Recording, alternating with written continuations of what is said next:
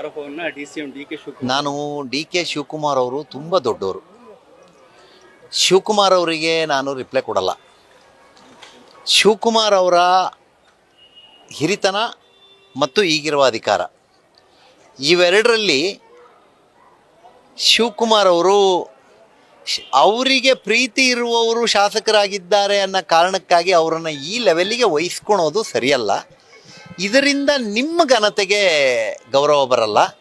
ನೀವು ಯಾಕೆ ಅವರ ಪರವಾಗಿ ಈ ರೀತಿ ವಕಾಲತ್ತು ಹಾಕ್ತಾ ಇದ್ದೀರೋ ಗೊತ್ತಿಲ್ಲ.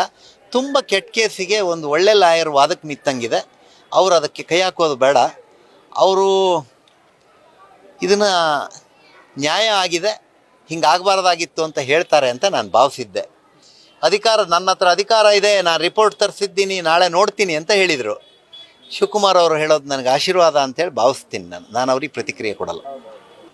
DN ಜೀವರಾಜ್ ಎಂಬ ಹೆಸರಿನವನಾದ ನಾನು ವಿಧಾನಸಭೆಯ ಸದಸ್ಯನಾಗಿ ನಿರ್ವಾಚನ ಹೊಂದಿದವನಾಗಿ ವಿಧಿದ್ವಾರ ಸ್ಥಾಪಿತವಾದ ಭಾರತದ ಸಂವಿಧಾನದ ವಿಷಯದಲ್ಲಿ ಶ್ರದ್ಧೆಯಿಂದಲೂ ನಿಷ್ಠೆಯಿಂದಲೂ ಕೂಡಿರುತ್ತೇನೆಂದು ನಾನು ಭಾರತದ ಪರಮಾಧಿಕಾರವನ್ನು ಮತ್ತು ಸಮಗ್ರತೆಯನ್ನು ಸಮರ್ಥಿಸುತ್ತೇನೆಂದು ನಾನು ಈಗ ಕೈಗೊಳ್ಳಲಿರುವ ಕರ್ತವ್ಯವನ್ನು ಶ್ರದ್ಧಾಪೂರ್ವಕವಾಗಿ ನಿರ್ವಹಿಸುತ್ತೇನೆಂದು ಶೃಂಗೇರಿ ಶಾರದಾಂಬೆಯ ಭಗವಂತನ ಹೆಸರಿನ ಮೇಲೆ ಪ್ರಮಾಣ ಮಾಡುತ್ತೇನೆ.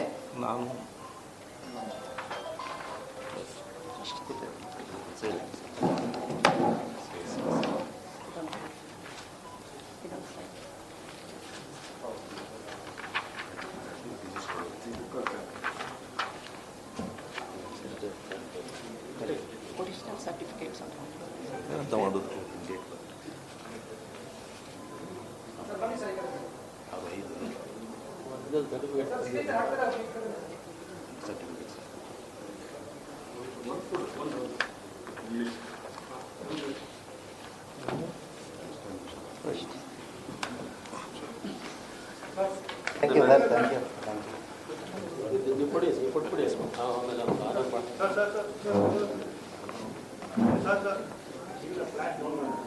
Thank you.